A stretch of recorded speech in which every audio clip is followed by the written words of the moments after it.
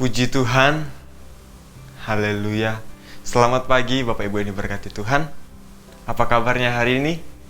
Diberkati Tuhan. Puji Tuhan kalau kita masih diberkati Tuhan. Sebelum kita memulai aktivitas kita mau mendengarkan renungan firman Tuhan. Dan kita pertama-tama masuk dalam doa. Kami bersyukur Tuhan buat kebaikan Tuhan dalam setiap kehidupan kami. Pada saat pagi hari ini Tuhan, kami siapkan hati kami, tubuh, jiwa, dan roh kami untuk kami mendengarkan renungan firman Tuhan. Biarlah Roh Kudus yang memberikan pengertian dalam kehidupan kami. Maka biarlah kami boleh mendapatkan suatu rema melalui setiap kebenaran firman Tuhan. Dan biarlah firman Tuhan tidak begitu saja, maka juga berkati setiap kehidupan kami Tuhan. Hamba-Mu juga yang memberitakan firman Tuhan, Tuhan pakai dengan dahsyat dan luar biasa. Terima kasih Tuhan Yesus. Mengucap syukur dalam nama Tuhan Yesus Kristus. Haleluya. Amin. Haleluya. Puji Tuhan. Hari ini renungan tema kita berbicara tentang Yesus semakin bertambah dan kita sebagai manusia semakin berkurang. Amin. Kita percaya dalam kehidupan kita, biarlah hari demi kesehari kita harus ada penyertaan dan pekerjaan tangan Tuhan dalam setiap kehidupan kita. Bahkan seperti tema ini, yaitu Yesuslah yang harus semakin besar dalam kehidupan kita. Mari kita buka ayatnya dalam 2 Korintus pasal yang ke-12 ayat yang ke-9. 2 Korintus pasal yang ke-12 ayat yang ke-9. Kita mau melihat belajar dari satu pasal ini dari ayat pertama sampai ayat yang ke-10. Tapi konteksnya ini berbicara tentang Yesus makin bertambah dalam kehidupan kita di ayat yang ke-9. Begini firman Tuhan katakan. Tetapi jawab Tuhan kepadaku, cukuplah kasih karuniaku yaitu Tuhan bagimu Paulus, sebab justru dalam kelemahanlah kuasaku menjadi sempurna. Amin. Dan ayat selanjutnya katakan, sebab itu terlebih suka Paulus itu bermegah atas kelemahannya, supaya kuasa Kristus turun menaungi Paulus. Kalau kita mau melihat dalam perikop ini berbicara tentang Paulus menerima penglihatan dan pernyataan dari Tuhan. Penyataan dari Tuhan. Paulus menceritakan bagaimana dia melihat suatu penglihatan dalam kehidupannya. Dan dia ingin menceritakan itu, tetapi dia merasa malu. Kenapa? Karena banyak pada saat itu nabi-nabi palsu berbicara tentang bagaimana Tuhan menyatakan diri kepada nabi-nabi palsu itu. Sebenarnya tidak terjadi hal tersebut. Tetapi nabi-nabi palsu itu mengatasnamakan Tuhan sedang bekerja dalam kehidupan mereka. Sehingga Paulus pun merasa, kok begini sih nabi-nabi sekarang gitu. Sehingga dia menceritakan dirinya itu sebagai orang ketiga, atau dia menceritakan orang lain. Makanya di ayat yang pertama sampai ayat yang keempat, bagaimana dia di ayat yang kedua dikatakan begini, aku tahu tentang seorang Kristen. Itu berbicara tentang dirinya sendiri. Dan di ayat selanjutnya 14 tahun yang lalu, entah dalam tubuhku aku tidak tahu, entah di luar tubuh aku tidak tahu, Allah yang mengetahuinya. Orang itu tiba-tiba diangkat ke tingkat yang ketiga dari surga. Dia melihat penglihatan bahwa Tuhan mengangkatnya sampai ke langit yang ketiga, tingkat yang ketiga dari surga. Bagaimana penglihatan ini didapat oleh Paulus dalam kehidupannya, dan dia ingin menceritakan bahwa itu bukanlah suatu kemegahan yang harus dibanggakan atau diwah-wahkan. Dia ingin menunjukkan bagaimana pekerjaan Tuhan itu bekerja dalam setiap kehidupannya. Makanya dikatakan di ayat yang ke-5 sampai ayat yang ke-6 begini, atas orang itu aku bermegah, tetapi atas diriku sendiri aku tidak akan bermegah selain atas kelemahan-kelemahanku. Sebab sekiranya aku hendak bermegah, aku bukan orang bodoh lagi, karena aku mengatakan kebenaran. Tetapi aku menahan diriku supaya jangan ada orang yang menghitungkan kepadaku lebih daripada yang mereka lihat padaku atau yang mereka dengar daripadaku. Tidak mau ada omongan-omongan lain. Makanya Paulus menceritakan orang lain seolah-olah itu orang lain. Karena dia tidak mau bermegah atas itu, tapi dia bermegah atas kelemahan-kelemahan yang dia miliki. Karena apa? Karena kita lihat di ayat yang ke-9 dikatakan Tuhan akan bekerja melalui setiap kelemahan-kelemahan tersebut. Sama seperti kita buka dalam Yohanes. Kalau kita mau melihat bagaimana Tuhan itu menunjukkan suatu hal yang luar biasa. Dalam Yohanes pasal yang ke-9 ayat yang pertama sampai yang kedua begini, tentang orang buta sejak lahirnya. Waktu Yesus sedang lewat, ia melihat seorang yang buta sejak lahirnya. Murid-muridnya bertanya kepadanya, "Rabi, siapakah yang berbuat dosa? Orang ini sendiri atau orang tuanya sehingga ia dilahirkan buta?" Dan ayat yang ketiga berkata begini, jawab Yesus, "Bukan dia dan bukan juga orang tuanya, tetapi karena pekerjaan-pekerjaan Allah harus dinyatakan di dalam dia." Yang Tuhan ingin tunjukkan adalah keterbatasan kita sebagai manusia itu ada.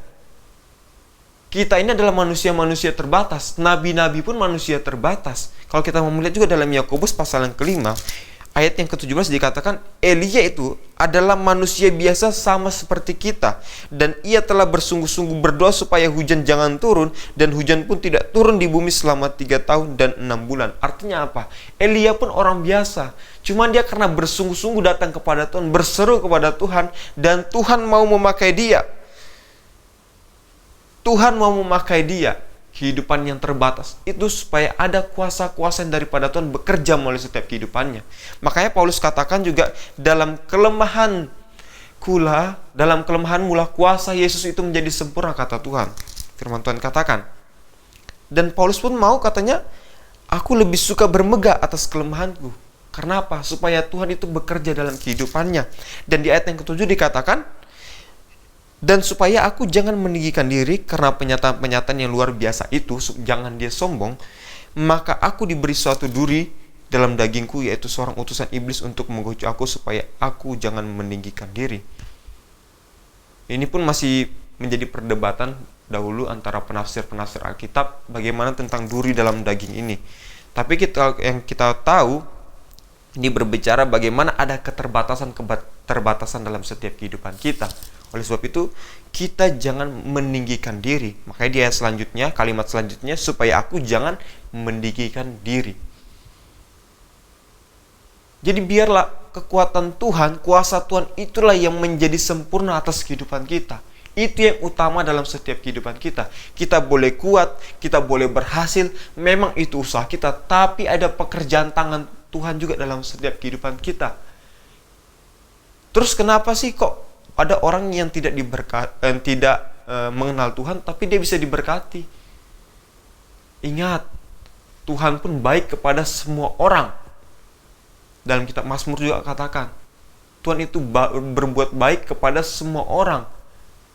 Dan itu tergantung bagaimana kehidupan kita sebagai orang Kristen mau juga melakukan apa yang menjadi perintah Tuhan, sehingga kita boleh juga diberkati oleh Tuhan. Makanya oleh sebab itu, kita sebagai orang percaya jangan mau kalah. Kita harus bersungguh-sungguh juga di dalam Tuhan, mengiring akan Tuhan, dan mengandalkan Tuhan dalam setiap kehidupan kita. Itu yang Tuhan mau.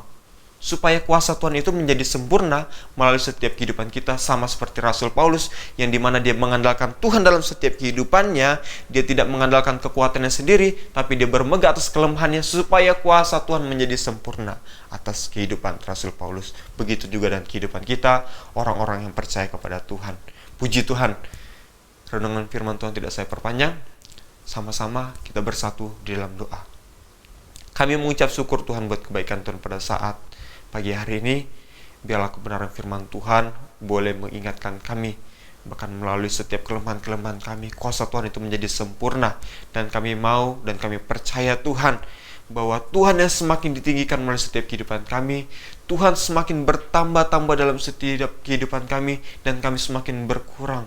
Kami semakin merasakan bahwa kuasa Tuhanlah yang bekerja dalam setiap kehidupan kami. Ajarkan kami untuk kami merendahkan hati kami Tuhan. Kami datang kepada Tuhan dan menyerahkan hidup kami hanya kepada Tuhan. Terima kasih Bapa yang baik. Terima kasih Tuhan Yesus. Kami alaskan doa kami ini dalam satu nama yang ajaib, itu dalam nama Tuhan Yesus Kristus. Haleluya.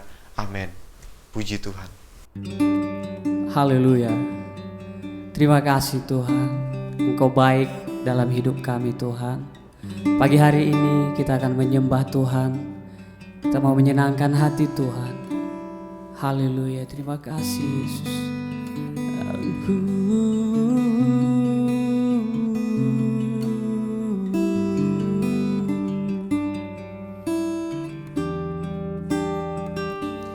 Yesus, kau kebenaran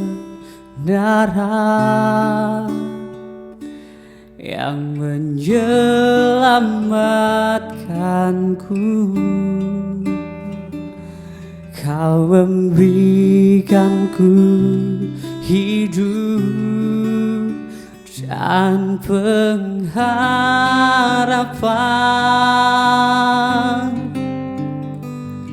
Ku ikut kehendak-Mu, ku perlu anugerah-Mu. Ku nyatakan janjiku kepadamu.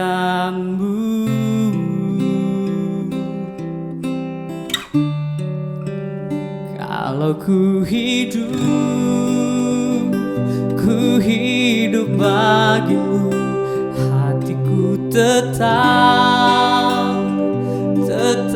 menyembah-Mu. Dunia tak bisa menjauhkanku dari kasih-Mu. Selama ku hidup bagimu, mataku tetap memandang-Mu. Dunia tak bisa menjauhkanku dari kasih-Mu.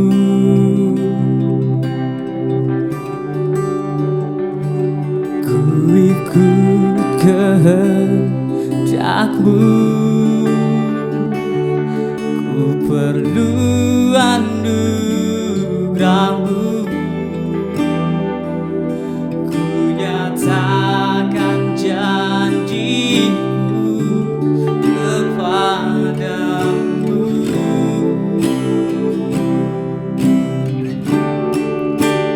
Kalau ku hidup bagimu, hatiku tetap menyembah-Mu.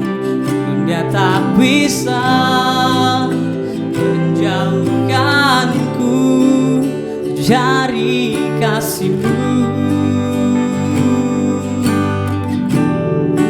Selama ku hidup bagimu, mataku tetap memandang-Mu.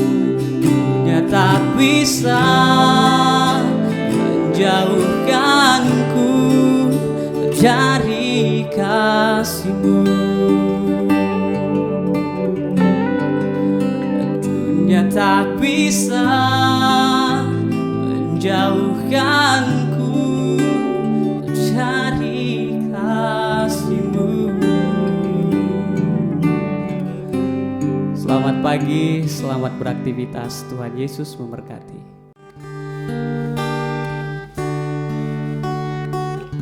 Di hadapan tahta ku kagumi